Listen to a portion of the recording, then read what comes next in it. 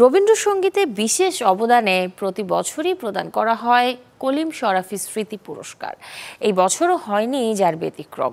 বাংলাদেশ রবীন্দ্রসঙ্গীত শিল্পী সংস্থার প্রতিষ্ঠাতা সভাপতি কলিম শরাফীর স্মৃতির উদ্দেশ্যে এবার প্রদান করা হয় কলিম শরাফী স্মৃতি পুরস্কার 1431।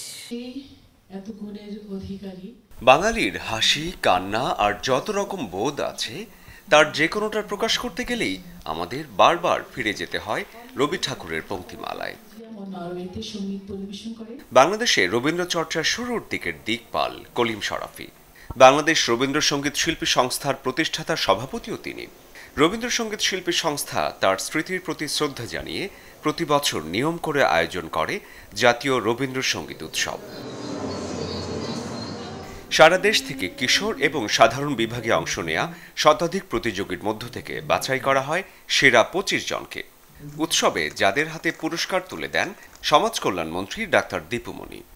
আমাদের রবীন্দ্র চর্চাটা খুব জোরে সোরেই করতে হবে এবং সেটাকে অবশ্যই একেবারে সারা দেশে ছড়িয়ে দিতে হবে।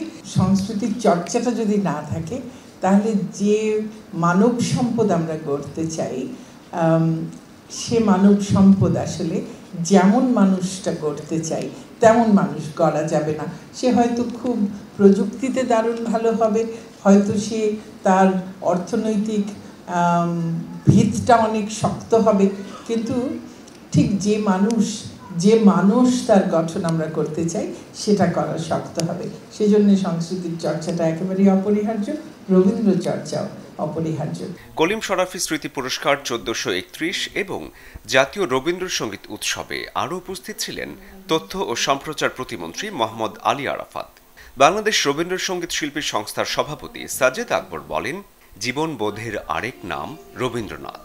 সংস্কৃতির জন্য আমাদের আরো অনেক বেশি বিনিয়োগ দরকার, শুধু অর্থের বিনিয়োগ নয়, আমাদের আরো বেশি প্রচেষ্টার সময়, আমাদের শ্রম, আমাদের মেধা এখানে বিনিয়োগ করতে হবে। কারণ সংস্কৃতি পিছিয়ে বিনিয়োগের মধ্য দিয়েই একটা উদারনৈতিক স্বপ্নের, যে মুক্তিযুদ্ধের যে স্বপ্নের বাংলাদেশ, সেই বাংলাদেশের একটা মূল্যবোধের জায়গা তৈরি হবে। এবার যখন আমরা কলিম শরাফীর স্মৃতির প্রতি শ্রদ্ধা রেখে আমরা রবীন্দ্রসঙ্গীত প্রতিযোগিতা করলাম, তাতে এইটাও একটা আশার দিক যে ঢাকার বাইরে থেকে কিন্তু প্রায় 80% ঢাকার বাইরের প্রতিযোগী এসছে। এবং আমি সেই সব অভিভাবক যারা আছেন তাদেরকে ধন্যবাদ জানাই যে তারা এই আমাদের সুস্থ সংস্কৃতি যে ধারাকে অব্যাহত রাখার জন্য তাদের যে সন্তানদেরকে এই সব গান শেখাচ্ছেন, এটা কিন্তু খুব আশার কথা। এবং আমাদের সেইটাই মনে করি যে আমাদের সেই উদ্দেশ্যটা সফল হচ্ছে। আমরা যতটা মাঝে মাঝে হতাশ হয়ে যাই, কিন্তু আমাদের এই অনুষ্ঠানটা দেখে, পার্টিসিপেশন দেখে, বিশেষ করে বাইরের কিছু দেখে আমরা সত্যি আশাবাদী। মনে হয় আমরা এই সুড়ঙ্গের ওই পাশে ভালো আলো দেখতে পাচ্ছি। আমাদের এই অঞ্চলের ইতিহাস ঐতিহ্যের শেকড়ে ফিরে যাবার অন্যতম সেরা মাধ্যম রবীন্দ্রসঙ্গীত। তাই তো অভিভাবকরা সন্তানদের পরিচয় করিয়ে দিচ্ছেন সেই গানের সাথে। এখানে মূলত অনেক জ্ঞানীমানী ব্যক্তিরা আছেন, অনেক বিচারকরা আছেন, তাদের সামনে গান করতে পেরেও অনেক ধন্য মনে হচ্ছে নিজেকে।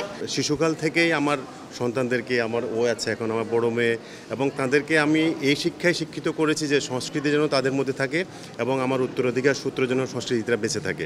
গানের মধ্যে থাকলে তার সময়টা সুন্দরভাবে কাটবে, সে অপসংস্কৃতির সাথে জড়াবে না। সবচেয়ে বড় কথা এটা, মানে সংস্কৃতির মধ্যে থাকতেই হবে। বিশ্বকবি গত হলেও তার সৃষ্টি আজও ভীষণ প্রাসঙ্গিক বাঙালির জীবনে, এমনটাই মনে করেন রবীন্দ্র ভক্তরা।